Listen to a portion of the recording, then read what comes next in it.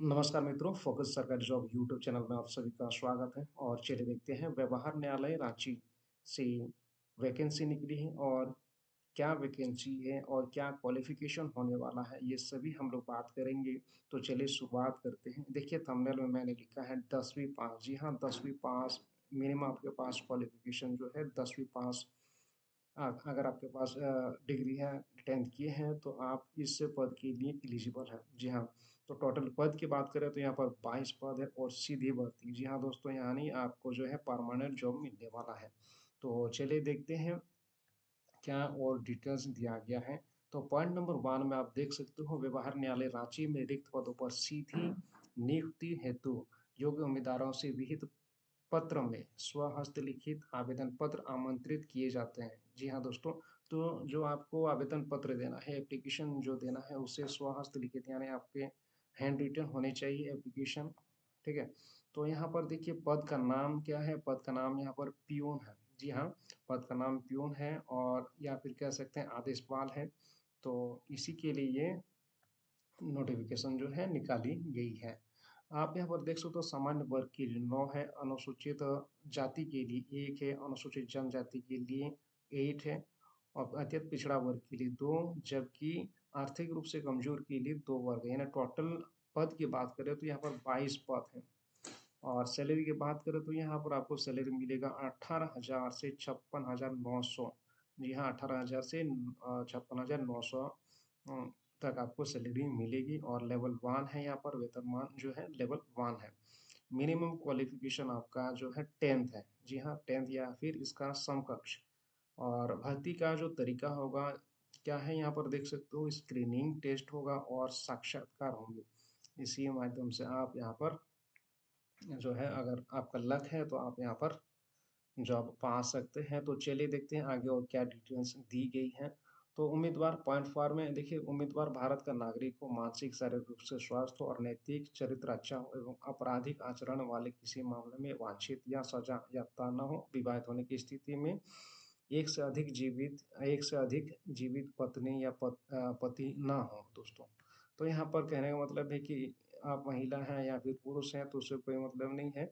लेकिन आप इस फॉर्म को भर सकते हैं। लेकिन कंडीशन क्या है यहाँ पर देखिए, जीवित मन अधिक पत्नी नहीं होना चाहिए या फिर पति अधिक नहीं होना चाहिए, जैसे यहाँ पर जो है लाइन में लिखा गया है। ठीक है, तो यहाँ पर कोई भी स्त्री हो या फिर पुरुष हो तो इस फॉर्म को भर सकते हैं, यहाँ जैसे अभी इस लाइन में हमने देखे। और देखें यहाँ पर एज की जो गणना करना है, तो एज की जो गणना की बात आती है तो 1/8/2025 से एज की गणना की जाएगी। जी हाँ, 1/8/2025 से आपकी एज की गणना की जाएगी। अगर आप यहाँ पर मिनिमम एज की बात करें तो 18 वर्ष होता है, आप सभी पता है।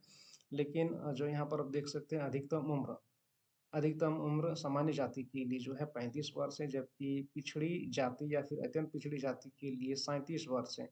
और महिलाओं के लिए अधिकतम उम्र जो है 38 है।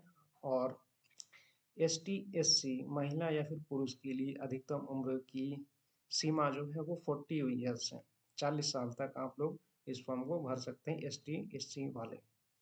तो ये है इम्पोर्टेंट डेटा, आप यहाँ पर कैलकुलेशन कर लीजिएगा। अगर आप इस बीच में आते हैं तो आप इस फॉर्म को भर सकते हैं। मिनिमम एज क्वालिफिकेशन में जो एज की बात सॉरी क्वालिफिकेशन की बात करें तो आपने मालूम हो गया है 10th पास।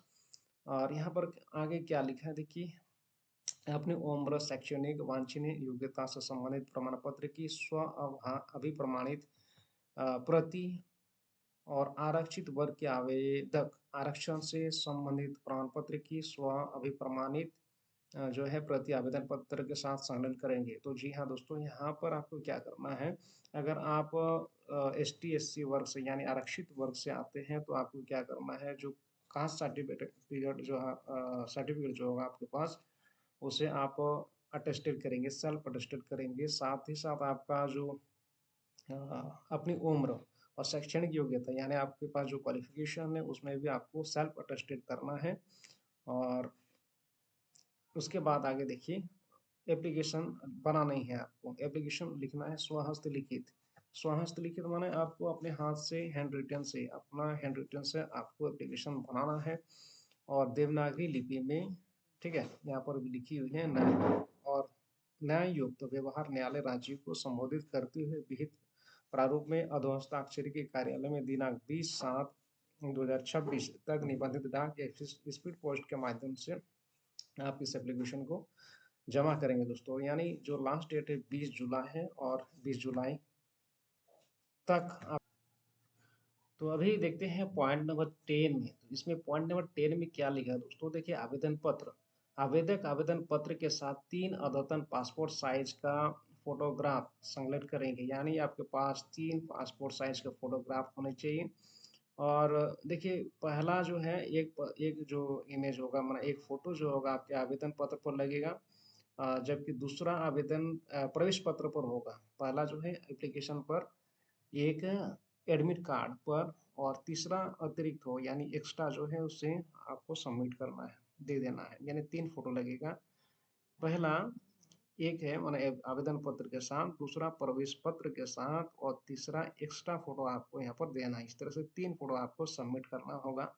और लिफाफा का जो साइज होगा दोस्तों, यहाँ देख सकते हैं 25 सेंटीमीटर इंटू 11 सेंटीमीटर, यानी 11 लिफाफा यहाँ पर 11 लिखा है। 11 यहाँ फिर 11 लिखा है, तो यहाँ पर मतलब है कि 11.25 सेंटीमीटर है ना। यहाँ पर 11.25 समथिंग कुछ आप देख लीजिएगा।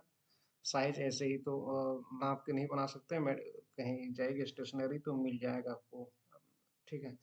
थोड़ा बहुत इधर उधर होता है तो उससे कुछ फर्क नहीं पड़ता है, वो लोग मापेंगे नहीं आपका लिफाफा को। हाँ, लेकिन आपका पेपर जो है सबमिट करने के लिए जितना साइज होती है, मतलब बड़ा जो आपके पास A4 साइज का जीरोस करके भेजेंगे तो पेपर उसमें अट जाना चाहिए, लिफाफे में अटना चाहिए। देखिए ब्रैकेट में लिखा है प्रवेश पत्र पर निर्गत करने हेतु।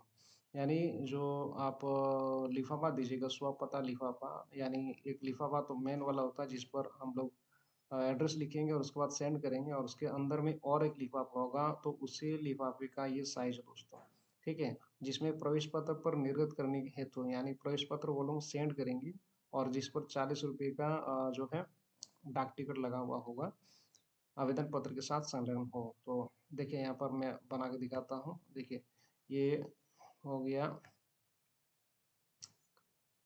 कुछ इस तरह से। देखिए इस पे ये लिफाफा हो गया।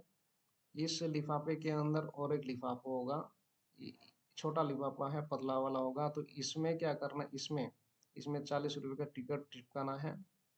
40 रुपये का टिकट चिपकाना है, और ये बाहर वाला जिस पर हम लोग लिखेंगे एड्रेस वहाँ भेजने के लिए, तो वो तो अलग है, ठीक है। लेकिन अंदर वाला लिफाफा की बात कर रहा है, तो उसी का ये साइज यहाँ पर दिया हुआ है, ठीक है। तो अब ये हो गया। महत्वपूर्ण निर्देश क्या है आप यहाँ पर देख सकते हो। तो यहाँ पॉइंट 11 में, तो आवेदन पत्र के प्रपत्र क और ख के प्रारूप को पृथक पन्नों में आवेदन के साथ संलग्न करें। तो ये लिखा गया है। यहाँ पर अलग अलग 2 पेपर दिए गए हैं, नीचे एप्लीकेशन का फॉर्मेट दिया गया है, तो उसी की बात कर रहा है, क और ख ये हो गया। और एड्रेस की बात करें तो कहाँ भेजना है आपको, तो आवेदक को व्यवहार न्यायालय रांची में आवेदन पत्र प्राप्त होने की अंतिम तिथि तक, ये हो गया। ये सब ज़्यादा आप लोग देख लीजिएगा, लेकिन आवेदन भेजने का पता यहाँ पर नोट कर लीजिए कहाँ भेजना है। तो प्रभारी न्यायाधीश व्यवहार न्यायालय रांची, सेवा में, इस तरह से आपको लिखना है, सेवा में प्रभारी न्यायाधीश व्यवहार न्यायालय रांची। तो इस एड्रेस पर आपको पोस्ट करनी है दोस्तों। तो ये 20 वाले जो इम्पोर्टेंट टर्म्स अगर आपको लगता है तो इसे भी जब आप प्रिंट आउट निकालिएगा तो इसे आप देख सकते हैं, ठीक है। तो ये इम्पोर्टेंट जानकारी थी। यहाँ नीचे आप देख सकते हैं आवेदन पत्र का प्रारूप, यानी इसी फॉर्मेट को, इसी एप्लीकेशन के फॉर्मेट को आपको अपने हाथ में लिखना है। यहाँ पर लिखा भी हुआ कि स्वहस्त लिखित आवेदन पत्र, यानी अपने हाथ से इसी एप्लीकेशन को बनाना है A4 साइज पेपर में। और जो भी आपका एजुकेशन क्वालिफिकेशन है तो उसे आप भरेंगे।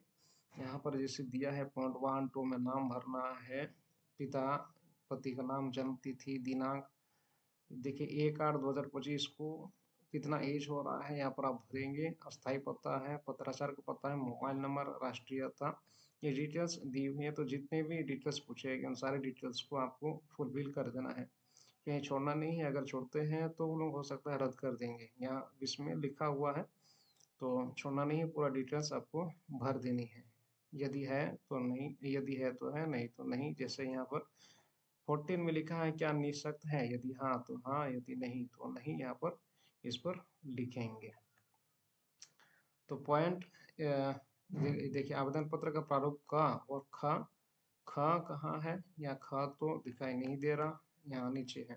ठीक है, तो ये प्रवेश पत्र यानी एडमिट कार्ड है, तो इसी को आपको भरना। इसमें भी एक फोटो लगेगा, और इससे पहले जो आवेदन पत्र है इसमें भी आपको फोटो लगे। 2 फोटो हो गया, और तीसरा फोटो एक्स्ट्रा आपको देना है। ठीक है, तो इसी में अभ्यर्थी द्वारा भरा जाएगा लिखा है, तो आपको खुद अपने हाथ से भरना है और सेंड कर देना है। तो ये इम्पोर्टेंट है, थोड़ा सा देख लीजिएगा, कहीं डाउट होता है तो आप पूछ सकते हैं। तो बहुत बहुत धन्यवाद ये वीडियो देखने के लिए। मिलते हैं चलिए नेक्स्ट वीडियो में। Thanks for watching the video once again.